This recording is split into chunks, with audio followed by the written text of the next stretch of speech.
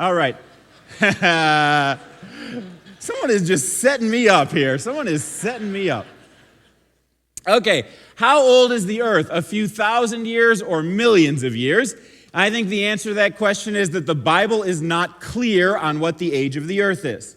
Oftentimes, people will want to take passages like Genesis chapter 1, 5, and 11 and overlay on top of those chapters a 21st century scientific grid and try and make it say something that it doesn't say. And I think that's a huge mistake in biblical interpretation. One of the most important things in biblical interpretation is to take into consideration the genre of literature and what would it mean to its original audience.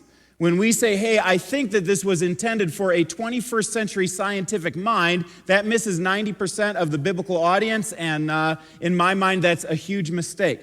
So the Bible is not designed to tell us what the age of the earth is.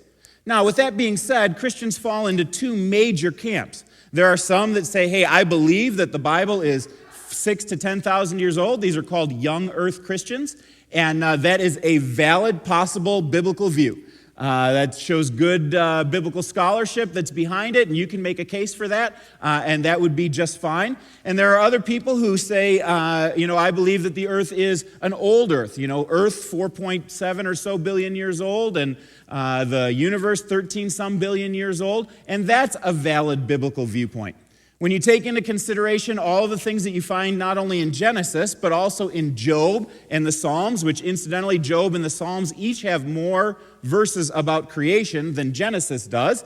And when you take the whole into account, you could biblically come to either conclusion. And then I think it's important for us to take not only the Bible into consideration, but also to take the book of nature, of creation that God created.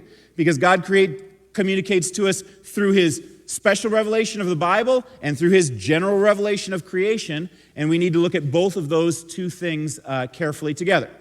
Most people in the church already know that I'm an old earth guy. That's where I stand. But there are other elders, pastors, people in the church who would be young earthers, and that's also a respected viewpoint at Christ Community Church. And it's not something that we divide over. It's something that we say, hey, there's room for disagreement in the midst of this, and that's okay for Christians to disagree with each other on secondary issues.